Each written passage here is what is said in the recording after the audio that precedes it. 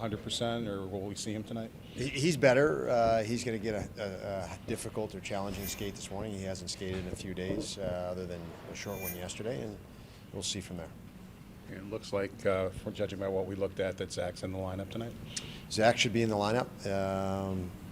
Good chance Comrie will be in the lineup, and we'll have some changes. So a little different look.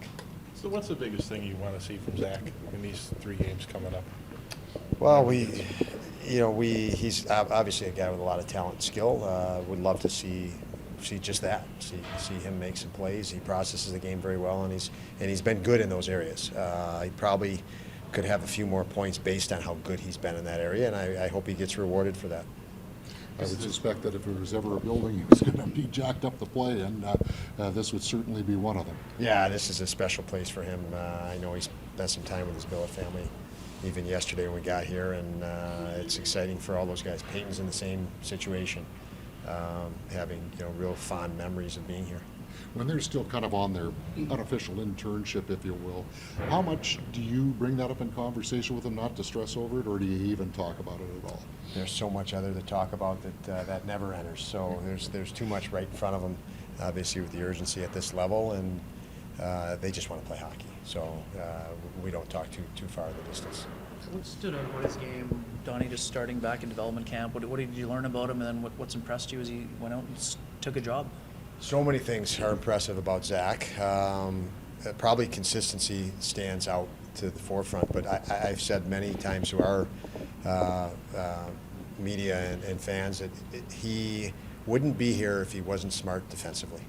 He just wouldn't. Most of the times you send players back and send them home because they've got to learn fine aspects of positional play, and he is highly intelligent when it comes to positional play.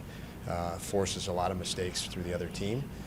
As I mentioned, I thought that he deserved to capitalize, or his line mates did better to this point, and I hope that is the change as he gets back in the lineup. But very intelligent for his age. What about his motor? Everyone talks about his skill, but he's a guy that is really tenacious also for a skilled player. Very smart, very efficient. So he's tenacious at the right moments, very calculated. Very intuitive player, puts himself in spots that he can jump and then be tenacious. So his sense without the puck, his sense with the puck is exceptional, and his sense without the puck might even be higher. Again, he keeps himself in the play all the time, and as you know, most players, there's 10 guys on the ice. One has the puck, so 9 out of 10 times you don't have it, and he's always putting himself in the right spot to get it back sooner. Don, with the 3 goaltenders, is it just one of the guys take the reins and go with it, or what is your status on that? Well, we haven't had that primarily because of health, so that's been an easy. You got 2 guys that have been healthy, and you're playing one of those 2 guys. But our situation, you look at it and you think of 3 goalies. You got to look at the personnel, and Com has been in a situation where he hasn't been a starter. The other 2 haven't been a starter, so we don't have a single starter, a one starting guy. I think in a 3 goalie rotation, if you had that, it would be a lot more challenging. But these are 3 guys that have had to fight through their career, and 2 of them have very early in their career. And this is what you do.